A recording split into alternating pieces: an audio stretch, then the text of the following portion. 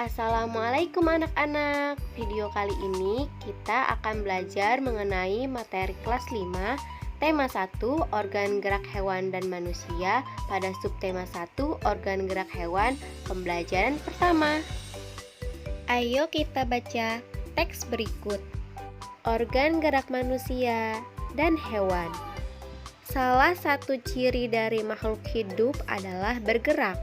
Secara umum, gerak dapat diartikan berpindah tempat atau perubahan posisi sebagai atau seluruh bagian dari tubuh.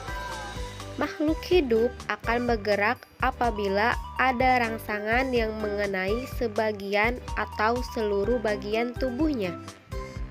Gerak pada manusia dan hewan menggunakan organ gerak yang tersusun dalam sistem gerak. Organ gerak berguna untuk berjalan, berlari, melompat, meloncat, memegang, menggali, memanjat, berenang, dan sebagainya. Organ gerak pada hewan dan manusia memiliki kesamaan. Alat-alat gerak yang digunakan pada manusia dan hewan ada dua macam, yaitu alat gerak pasif berupa tulang dan alat gerak aktif berupa otot. Kedua alat gerak ini akan bekerja sama dalam melakukan pergerakan. Kerjasama antara kedua alat gerak tersebut membentuk suatu sistem yang disebut sistem gerak. Tulang disebut alat gerak pasif karena tulang tidak dapat bergerak dengan sendirinya. Tanpa adanya alat gerak aktif yang memengaruhi tulang, maka tulang-tulang pada manusia dan hewan akan diam dan tidak dapat membentuk alat pergerakan yang sesungguhnya. Walaupun merupakan alat gerak pasif, akan tetapi tulang mempunyai peranan yang besar dalam sistem gerak manusia dan hewan. Otot disebut alat gerak aktif karena otot memiliki suatu senyawa kimia yang membuatnya dapat bergerak. Pada saat otot yang menempel pada tulang bergerak, otot tersebut akan membuat tulang bergerak. Teks yang berjudul Organ Gerak Manusia dan Hewan terdiri atas 5 paragraf. Masing-masing paragraf tersusun dari ide pokok ditambah kalimat pengembang. Ide pokok terdapat di kalimat utama. Kalimat utama bisa kita temukan di awal paragraf, di akhir paragraf, di tengah paragraf, ataupun campuran.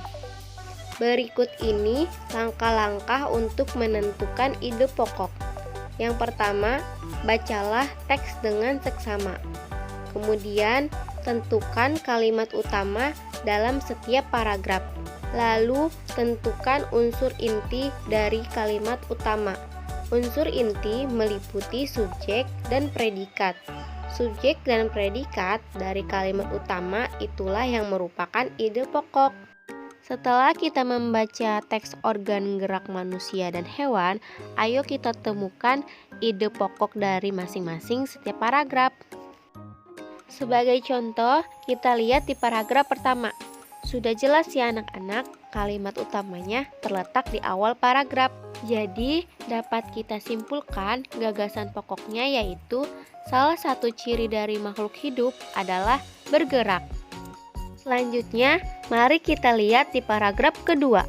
Ternyata kalimat utamanya juga terletak di awal paragraf.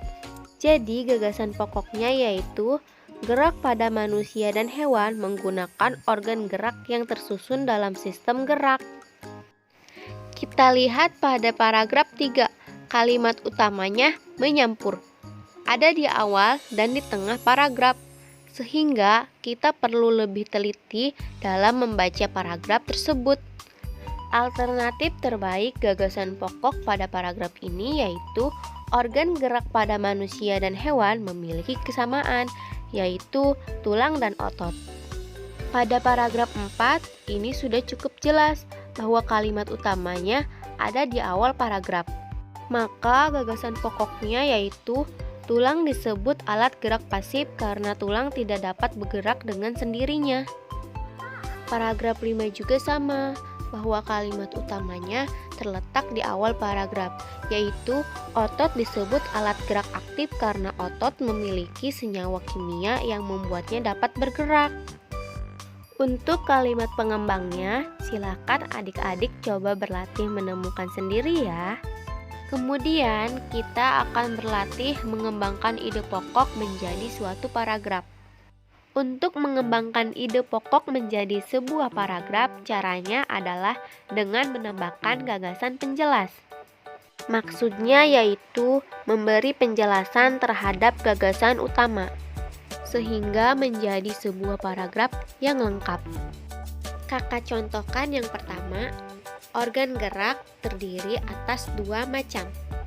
Gagasan pokok tersebut dapat kita kembangkan menjadi paragraf dengan cara menambahkan gagasan-gagasan pendukung yang menjelaskan gagasan pokok, sehingga hasilnya menjadi organ gerak manusia dan hewan terdiri dari dua macam. Ada organ gerak pasif, yakni tulang, ada juga organ gerak aktif, yakni otot.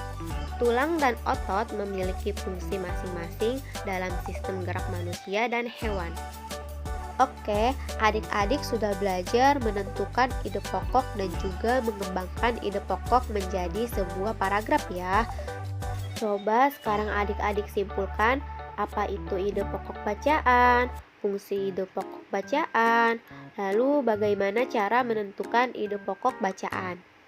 Adik-adik bisa berdiskusi dengan teman atau orang tua di rumah ya.